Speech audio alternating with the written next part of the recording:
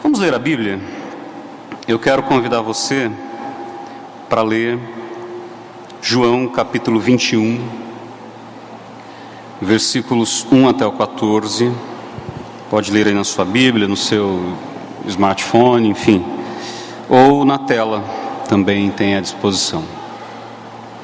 Estar com amigos é estar com Deus. Quero convidar você para uma reflexão hoje nesse tema, e eu escolhi esse texto. Já fiz algumas reflexões algumas vezes aqui na Bethesda com base em João capítulo 21, mas ele me traz a ideia de que o mais importante para Cristo é que as pessoas sejam amigas, que vivam em comunhão, em amizade, porque ele mesmo prezava por isso.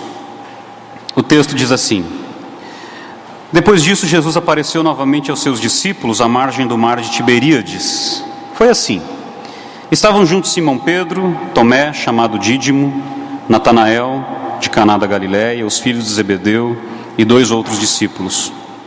Vou pescar, disse-lhes Simão Pedro. E eles disseram: nós vamos com você. Eles foram e entraram no barco, mas naquela noite não pegaram nada. Ao amanhecer, Jesus estava na praia, mas os discípulos não o reconheceram. Ele lhes perguntou: filhos, vocês têm algo para comer? Eles responderam que não. Ele disse: lancem a rede do lado direito do barco e vocês encontrarão. Eles a lançaram e não conseguiam recolher a rede, tal era a quantidade de peixes. O discípulo a quem Jesus amava, que era João, o próprio escritor dos evangelhos, disse a Pedro: é o Senhor. Simão Pedro, ouvindo dizer isso, vestiu a capa, pois a havia tirado, e lançou-se ao mar. Os outros discípulos vieram no barco, arrastando a rede cheia de peixes, pois estavam apenas a cerca de 90 metros da praia. Quando desembarcaram, viram ali uma fogueira, peixes sobre brasas e um pouco de pão. Disse-lhes Jesus: tragam alguns dos peixes que acabaram de pescar. Simão Pedro entrou no barco e arrastou a rede para a praia. Ela estava cheia, tinha 153 grandes peixes. Embora houvesse tantos peixes, a rede não se rompeu. Jesus lhes disse: venham comer. Nenhum dos discípulos tinha coragem de lhe perguntar: quem és tu? Sabiam que era o Senhor. Jesus aproximou-se, tomou o pão e o deu a eles, fazendo o mesmo com o peixe. Esta foi a 3ª vez que Jesus apareceu aos seus discípulos depois que ressuscitou dos mortos. Vamos orar mais uma vez? Senhor, eu quero te agradecer pela preciosa oportunidade que temos hoje de refletir na Tua Palavra. Que o Senhor nos dirija, nos conduza, que a Tua Palavra seja importante e significativa para todos nós, e que ela seja vida e viva em nós, não seja meramente uma palavra, mas seja algo transformador em nosso coração. Amém e amém. Quando Jesus propõe a sua mensagem, o seu evangelho, ele não tinha em mente uma religião, criar uma nova religião. Ele propunha uma revolução. Jesus era um cara que propunha uma revolução sem armas e sem violência, mas absolutamente transformadora, porque quando Jesus propõe que deve-se amar ao próximo como a si mesmo, quando ele propõe que eu tenho que fazer ao outro o que eu quero que façam a mim mesmo, e que eu não devo fazer ao outro o que eu não quero que façam comigo, Jesus propõe uma enorme revolução. E aí nós pegamos essa mensagem revolucionária de Cristo, transformadora, e a transformamos em uma religião. Meio que domesticamos a mensagem de Cristo, institucionalizamos a mensagem de Cristo. E aí nós vivemos um cristianismo, muitas vezes, religioso, que não transborda para a vida, mas fica apenas preso aos ritos e aos templos religiosos. E aí eu me lembro sempre da famosa frase de Mahatma Gandhi, que disse: admiro o vosso Cristo, mas abomino o vosso cristianismo. Então, para ele, Cristo era uma figura fantástica, mas o cristianismo vivido por muitos cristãos era abominável para ele. E de fato, ele conviveu com cristãos cheios de preconceitos, imperialistas, violentos. E infelizmente eu ainda devo dizer que nós ainda convivemos com cristãos cheios de preconceitos, imperialistas, violentos, sectários, machistas, homofóbicos, discriminadores, legalistas.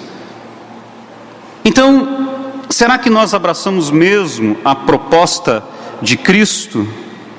Será que o que a gente chama de cristianismo não deveria ser a própria encarnação da mensagem de Cristo e uma reprodução da vida de Cristo? E se nós vivemos a vida de Cristo, será que então é isso que Jesus propõe? É esta a proposta de Jesus? Ou será que nós temos transformado isso num cristianismo desprezível como o que Gandhi tanto condenou? E aí eu tenho a impressão que nós desumanizamos o cristianismo, nós transformamos o cristianismo naquilo que ele mais combateu. Por exemplo, quando se vê alguém, em nome do Evangelho, chegar para um público ou num meio de comunicação qualquer, televisão, rádio, internet, e prometer coisas que ele não pode dar em nome de Cristo, prometer uma vida boa, uma vida rica, cheia de riquezas, de bens materiais, sem nenhuma doença, caso a pessoa aceite a fé que ele está propondo e, é claro, contribua financeiramente para a instituição dele.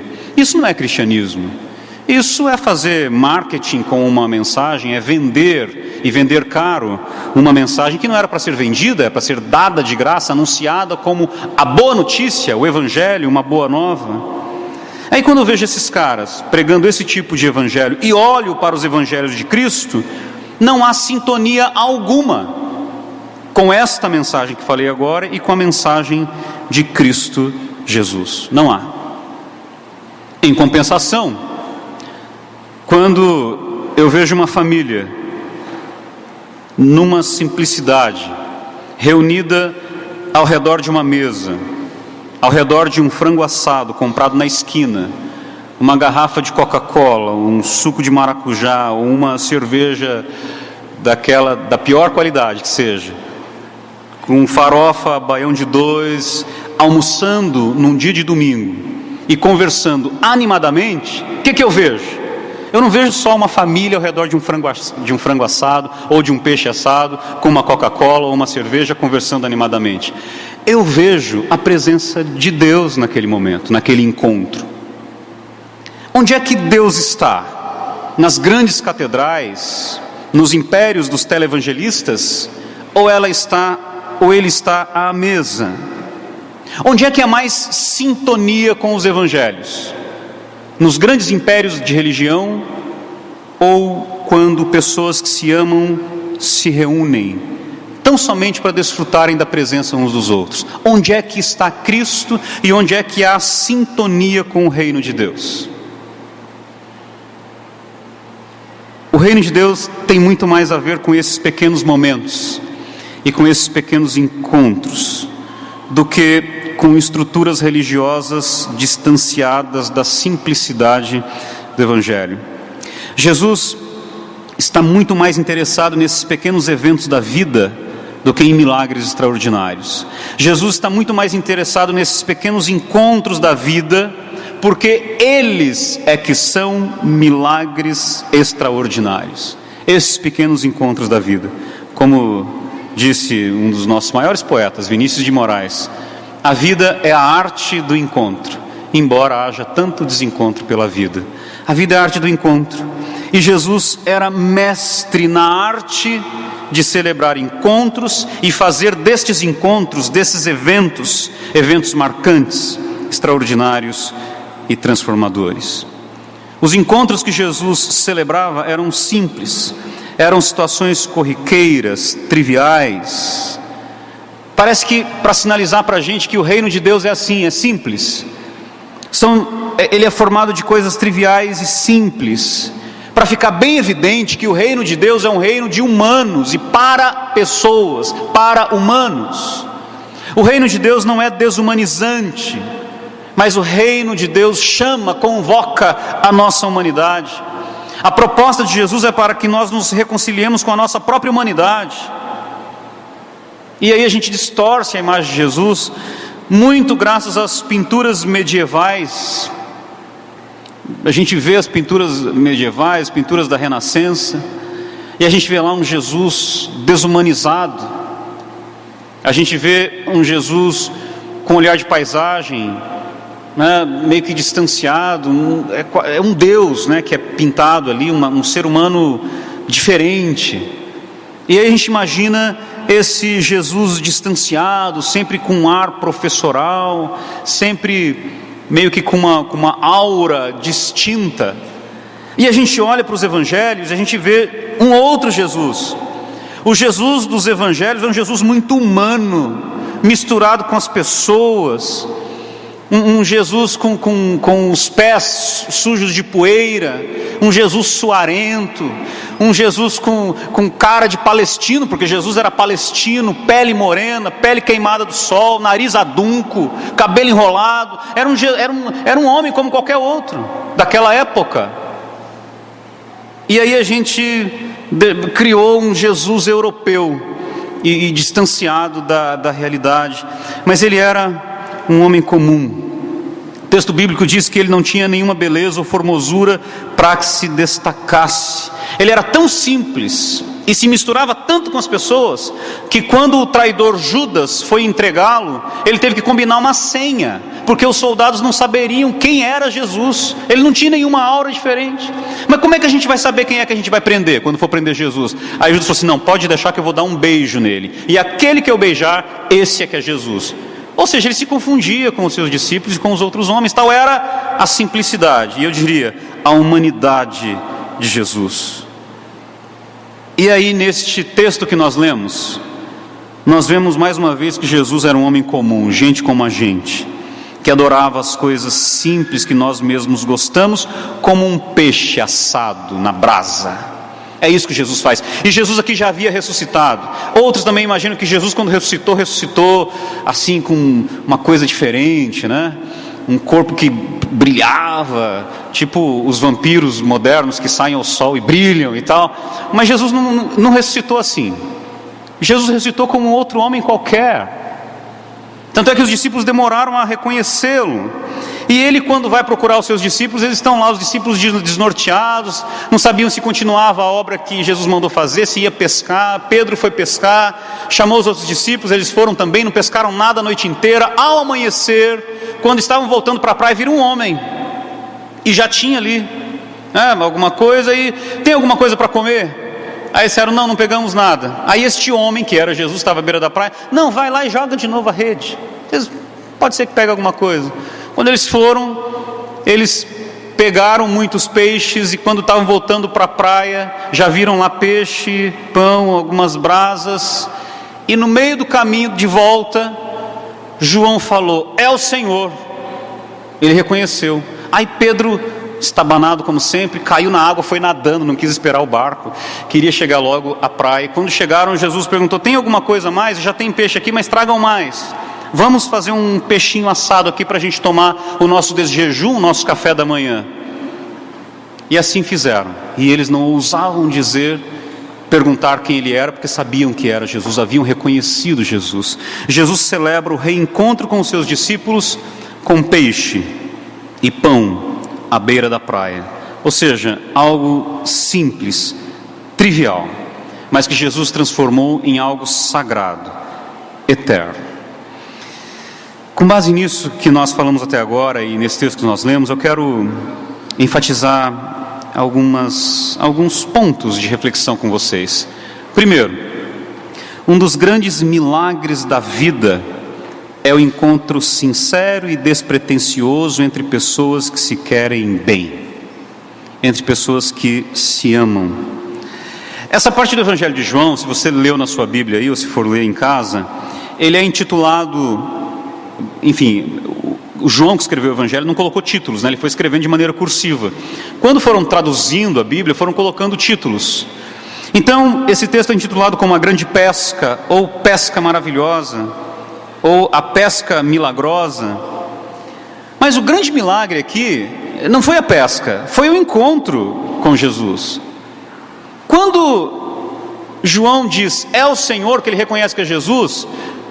Muitos intérpretes da Bíblia dizem, ele reconheceu que era Jesus porque pescaram muitos peixes e a pesca foi milagrosa. Eu discordo.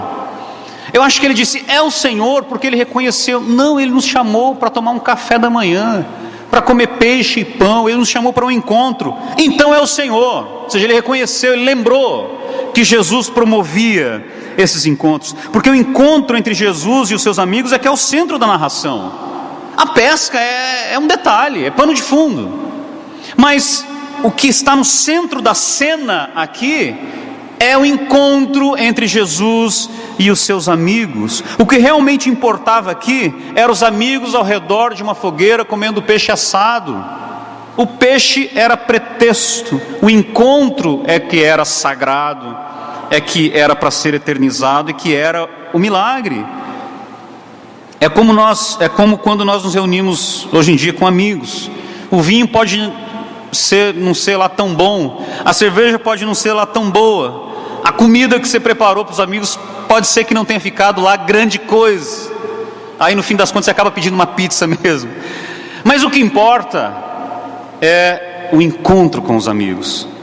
O que importa, o que é milagre nessa história toda, é a convivência com os amigos, com as pessoas queridas, com as pessoas a quem queremos bem.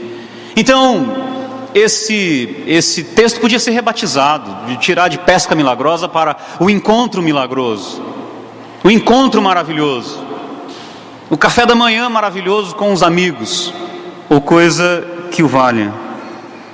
É tão bom a gente poder se reunir com amigos queridos, não é?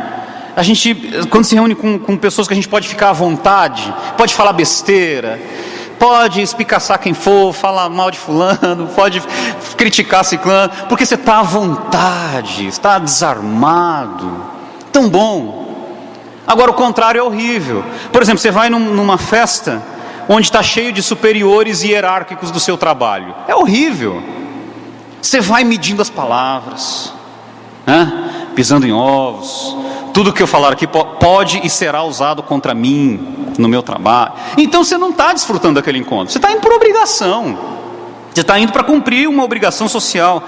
Legal mesmo é quando a gente se reúne com quem a gente quer bem, com quem a gente confia. Pode ser que depois lá na frente vai te trair, igual Judas fez com Jesus, mas naquele momento você confia, você ama, você quer bem, então você fica desarmado, você fala o que você quer, você desfruta daquele momento. Esse é o encontro que vale a pena.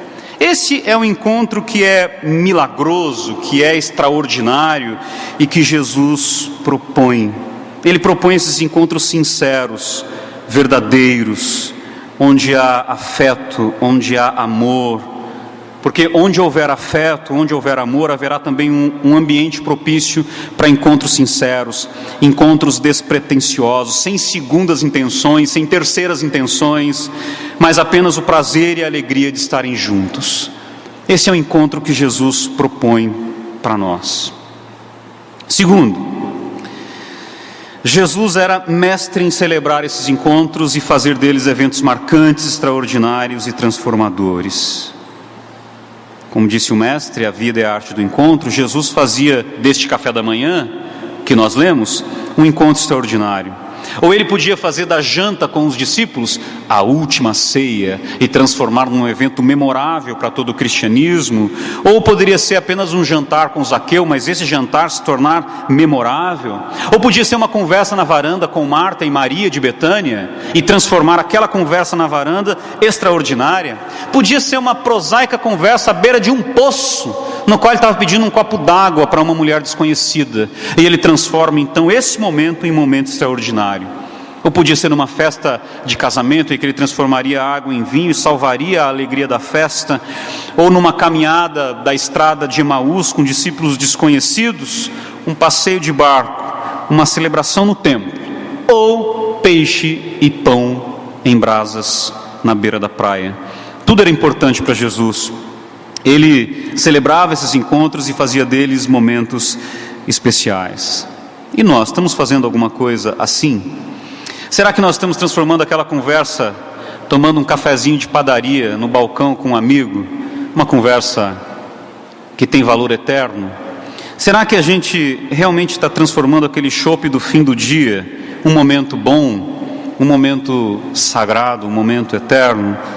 Será que aquele bate-papo ao redor de uma panela com uma galinha caipira e farinha e angu e feijão, será que a gente tem transformado esse momento num momento eterno e sagrado? Uma pescaria com os amigos, uma caminhada, uma corrida no final de um domingo ou no início de uma manhã? Porque, preste bem atenção no que eu vou dizer, estes momentos que eu estou exemplificando aqui podem ser eternizados como algo sagrado ou podem ser jogados no lixo. Depende de você saber fazer na sua vida, reconhecer e enfim, ter a arte do encontro na sua vida. Ser mestre na arte do encontro na sua vida. Porque senão, a vida pode estar acontecendo na real e você está perdendo a vida. Eu fico assim às vezes, a vida acontecendo e você com a cara no celular, perdido em outra coisa, e a vida acontecendo diante de você. Ou seja, momentos que eram para ser eternos sendo jogados no lixo. A vida acontecendo de um modo que nunca mais vai acontecer, e você desperdiçando aquele momento pensando no problema que você vai ter que resolver amanhã. É outra forma. Esse negócio de desperdiçar momentos não é da era digital. Sempre teve isso. Ou seja, um momento super importante, você em família, com amigos, mas você não aproveita o momento, porque você pensa no baita problema que você vai ter que resolver amanhã de manhã. Mas não é amanhã de manhã? Não é na segunda-feira? O que você está estragando o seu domingo à noite com o problema da segunda-feira? Basta cada dia seu próprio mal, cada dia com a sua agonia. Então não desperdice um momento importante, bonito e sagrado por causa do problema de amanhã. Não jogue no lixo o tempo de hoje. E aí nós queremos sempre celebrar grandes momentos, como se esses momentos apenas fossem especiais, e nós esquecemos de celebrar a grandeza dos pequenos momentos, dos pequenos encontros, das coisas triviais e simples. Esquecemos de celebrar a grandeza desses momentos. Eu li num dos livros, acho que do Brennan Manning, de um avô que estava numa praça, e aí a netinha dele estava brincando na praça, e já tinha dado a hora de ir embora, e aí ele chamou a netinha para ir embora, e a netinha falou assim: não, vovô, me dá mais 5 minutos para brincar aqui com os meus amiguinhos. Aí ele falou: tudo bem, pode ir lá. Deu 5 minutos, ele chamou, aí a netinha: não, vovô, deixa eu ficar mais 5 minutos. Tudo bem, pode ir lá. Terceira vez ele chamou, e tinha um pessoal olhando do lado, uma senhora olhando do lado. Terceira vez: só mais 5 minutos, vovô. Tá bom, pode ir lá. Aí a mulher se inquietou com aquilo e falou: escuta, você vai ficar dando 5 minutos para ela o tempo todo? Aí ele falou assim: não sou eu que estou dando mais 5 minutos para ela, é ela que está me dando mais 5 minutos de alegria, de convivência com ela. Esse momento para mim é importante. Ela é que está me renovando os 5 minutos e me renovando a vida. E a gente fica fazendo conta do tempo quando a gente está com pessoas queridas, com a nossa família, com amigos queridos, e esse tempo não volta. O tempo não é renovável, não é. O seu tempo não é renovável. Você vai passar pela vida e os dias vão continuar se sucedendo, como se nada tivesse acontecido, mas o seu tempo não se renova. Passou, acabou. O tempo que se foi não volta. E a gente fazendo conta. Eu tenho que fazer como esse vovô aqui, que percebe que quando nós temos mais tempo com quem a gente ama, não somos nós que estamos dando tempo a essas pessoas, elas é que estão nos dando tempo. Porque são esses momentos pequenos que fazem a vida valer a pena, e são eles que dão significado à nossa vida. A nossa vida só tem algum significado por causa desses momentos, por causa das pessoas que nos cercam e de como nós nos relacionamos com essas pessoas. Aí você dirá: tudo bem, legal, bonito, mas nem todo mundo é confiável. Eu já fui traído muitas vezes por muitos amigos, por pessoas queridas.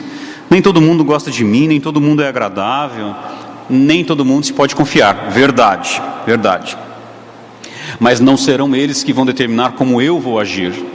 Agora, não é porque você foi traído por amigos de confiança, não é porque você já teve enormes decepções na vida, que você não vai confiar mais em ninguém, que você vai se transformar numa pessoa amarga, numa pessoa que não consegue se relacionar com mais ninguém. Aí sim eles ganharam a parada. Se você começar a agir assim, os amigos que se tornaram inimigos ganharam. Eles conseguiram transformar você numa pessoa amarga, desconfiada, uma pessoa fechada, armada.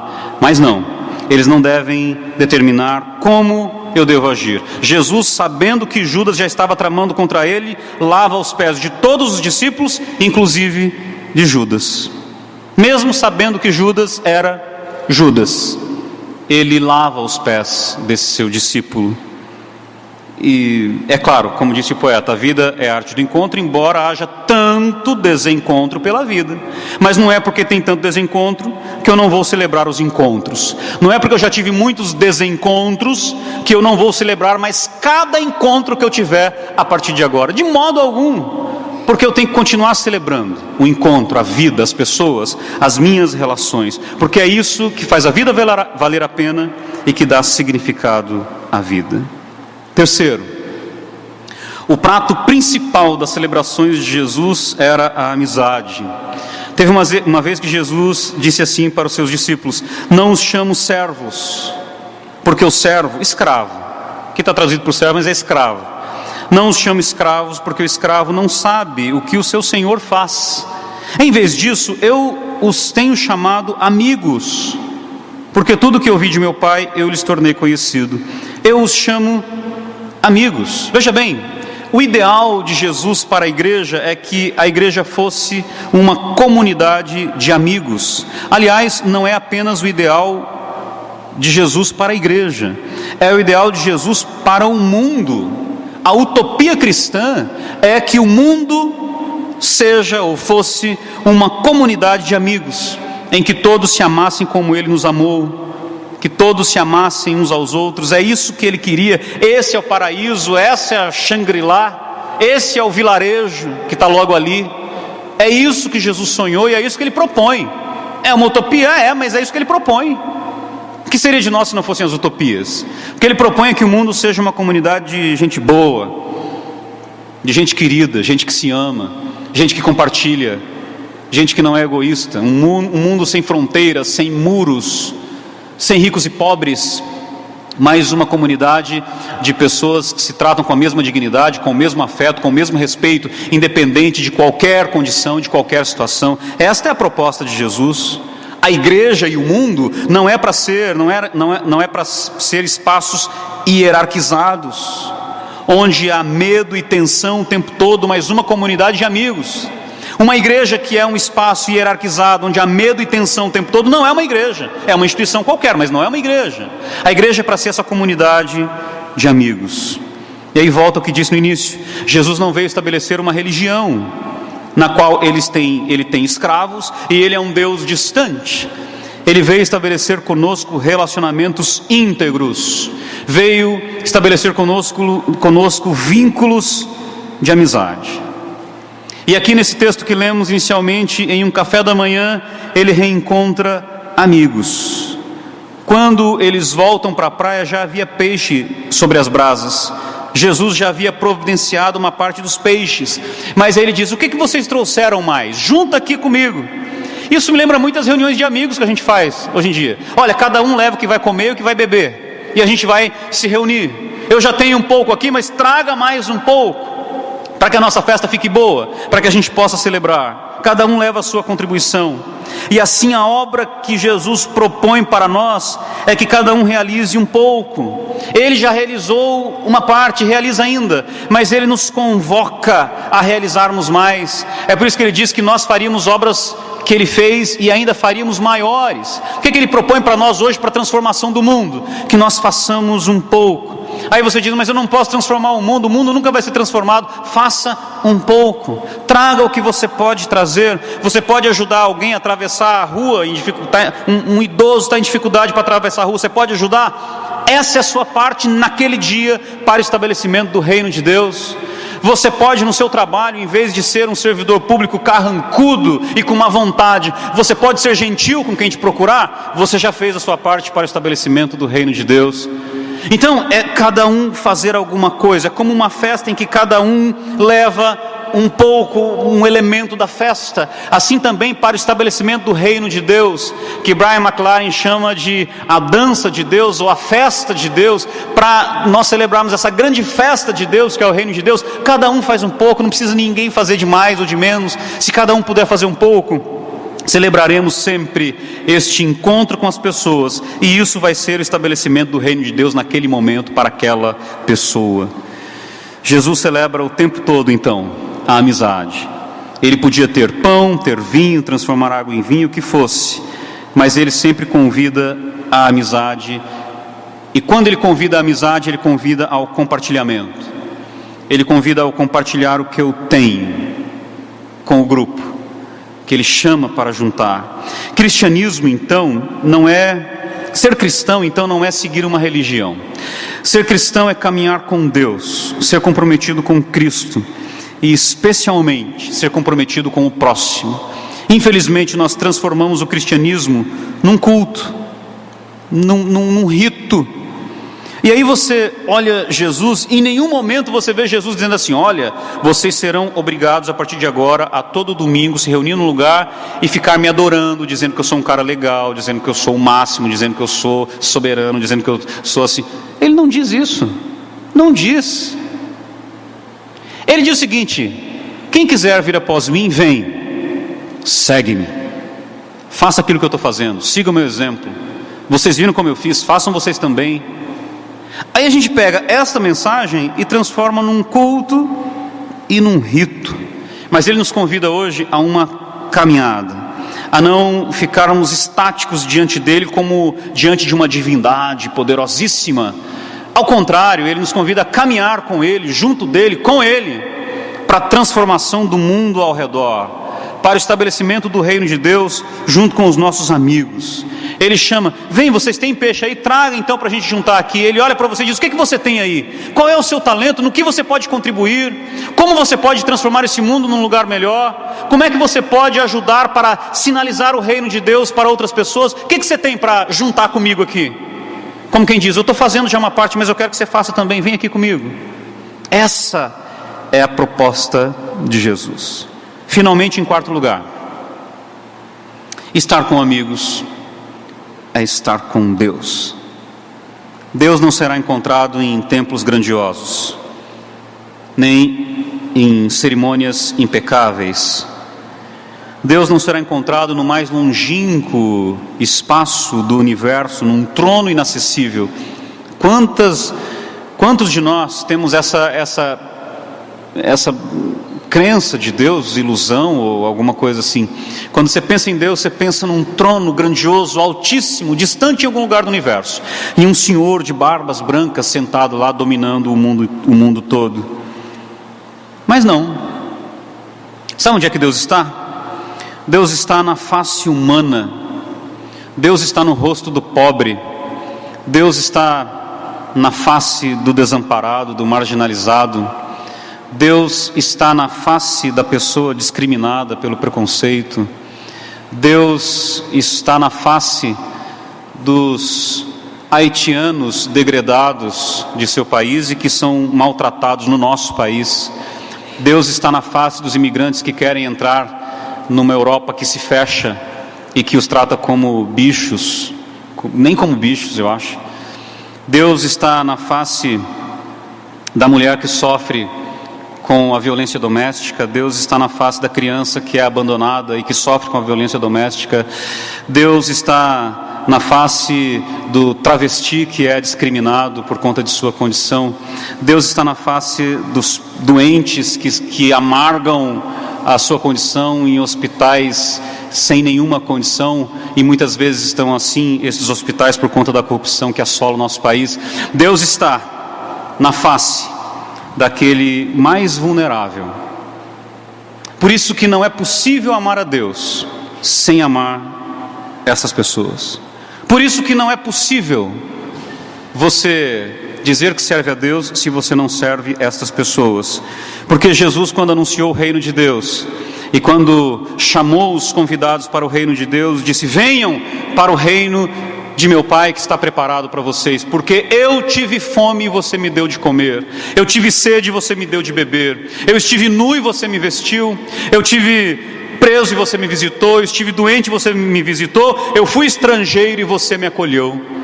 Então aqueles homens e mulheres perguntaram para Jesus: quando foi, Senhor, que nós te vimos assim, com fome, com sede, nu, doente, ou preso, ou estrangeiro? Aí Jesus disse: todas as vezes que vocês fizeram isso a um dos meus pequeninos, vocês fizeram a mim.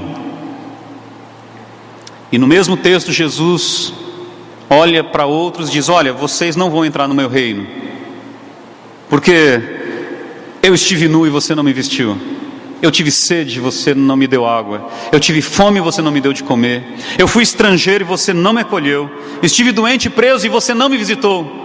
E aí estes religiosos, sabedores da lei, pessoas impolutas, perguntaram: mas quando, Jesus? Nós expulsamos demônios em teu nome, nós celebramos em teu nome, nós curamos em teu nome, nós pregamos o teu evangelho e nunca te vimos assim. Quando foi que você esteve assim? Aí ele disse: quando vocês não fizeram, quando vocês deixaram de fazer isso a um dos meus mais vulneráveis pequeninos, vocês deixaram de fazer a mim. Então no meu reino vocês não estão e não entrarão. Então onde é que está a face de Deus?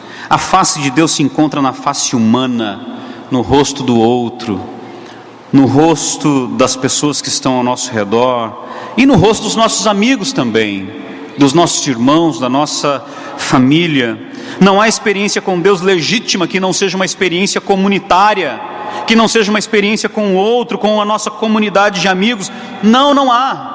Não é possível amar a Deus sem antes amar as pessoas. Não existe espiritualidade sem pessoas e sem se relacionar com pessoas. Hoje na nossa sociedade de consumo, a pessoa quer uma espiritualidade na vertical, que ela se relaciona com Deus e tudo bem, vem a oração em 1 minuto, o drive-thru da oração, tarará. Mas não é assim a coisa, não é assim que funciona, não é assim que Jesus ensinou.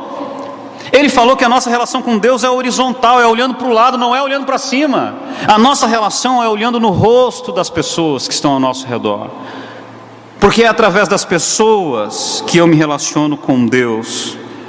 A nossa relação com Deus é a nossa relação com o outro.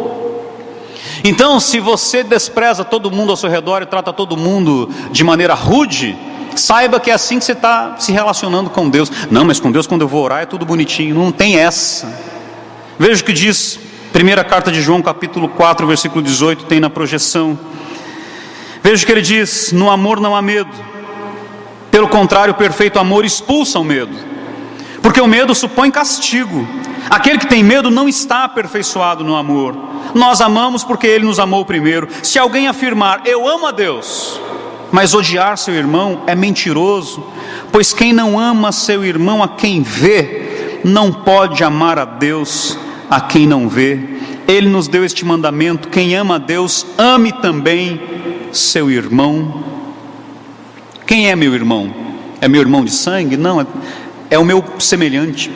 Quem não ama o seu semelhante, seja o pobre ou rico, seja o vulnerável ou não, seja o católico, o protestante, o ateu, quem não ama o seu semelhante, não ama Deus. Quem não ama pessoas, não ama a Deus.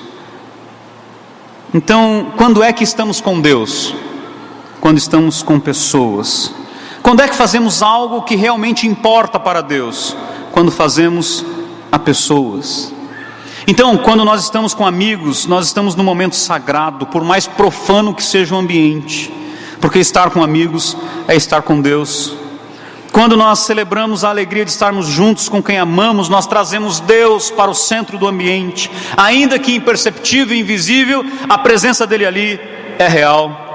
Deus não será encontrado nos complexos ritos religiosos, mas na simplicidade de uma roda de amigos sinceros.